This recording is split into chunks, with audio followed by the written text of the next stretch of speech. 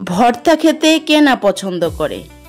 আর আজ আমি বানিয়ে ফেলবো গরুর মাংস দিয়ে দারুণ স্বাদের একটি ভর্তা। খেতে অসাধারণ। শুধু এই ভর্তা দিয়ে পুরো পরিবারের খাওয়া হয়ে যাবে। মাত্র 4-5 টুকরো গোস্ত দিয়ে আমি এই রেসিপিটা তৈরি করব। আসসালামু আলাইকুম, কেমন আছেন সবাই? আশা করি সকলে খুব ভালো আছেন। আমিও ভালো আছি, আলহামদুলিল্লাহ। এই তো গরুর মাংসের ভর্তা তৈরি করার জন্য আমি এখানে 4-5 টুকরা গরুর মাংস নিয়ে নিয়েছি। মাংসটা আমার আগে রান্না করা ছিল, সেখান থেকে আমি 4-5 টুকরা মাংস নিয়ে ভালোভাবে ধুয়ে আমি এটাকে শিল পাটায় একটু থেতো করে নিব। এভাবে আমি থেতো করে আমি আলাদা করে নিব মাংসগুলো। এই তো আমার থেতো করা হয়ে গেছে। এখন আমি চলে যাব মূল রান্নায়। আমি মাংসগুলো থেতো করে নিয়ে এখন চুলায় চলে যাচ্ছি। চুলায় আমি প্যান বসিয়ে দিয়েছি, মাংসগুলো আমি প্যানে দিয়ে দিয়েছি। এখন আমি দিয়ে দিচ্ছি এখানে কয়েক কোয়া রসুন।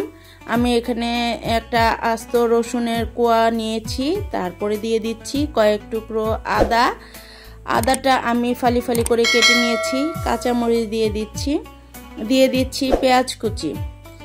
এরপরে আমি এখানে দিয়ে দিব কয়েকটা শুকনো মরিচ।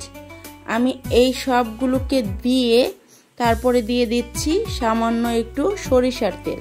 এই সরিষার তেলটা দিয়ে আমি এই পেঁয়াজ, রসুন, আদা, মরিচ, মাংস সবগুলোকে খুব ভালোভাবে ভেজে নেব।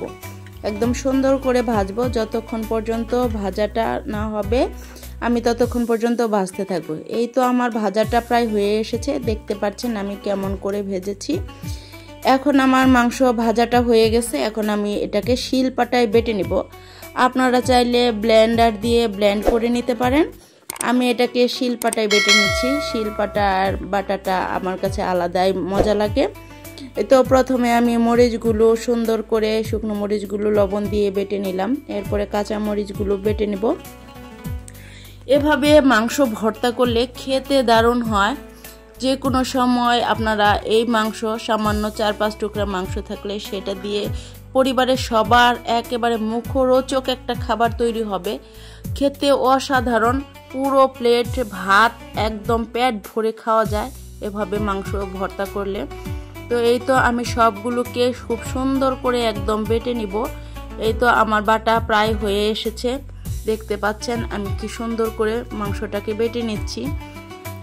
মাংসটা আমার বাটা হয়ে গেলে আমি সবগুলোকে একদম মরিচের সাথে সুন্দর করে মিশিয়ে নেব।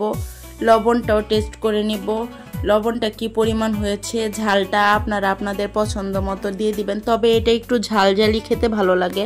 আমি একটু ঝালঝালি করেছি, আমার কাছে খেতে অসাধারণ হয়েছে। এবং আমি এই মাংস দিয়ে শুধু ভাত খেয়েছি, আমার খেতে খুব ভালো লেগেছে এই ভর্তা। আপনাদের আমার ভিডিওটা কেমন লাগলো? ভালো লাগলে লাইক, কমেন্ট, শেয়ার করে পাশে থাকবেন। আল্লাহ হাফেজ।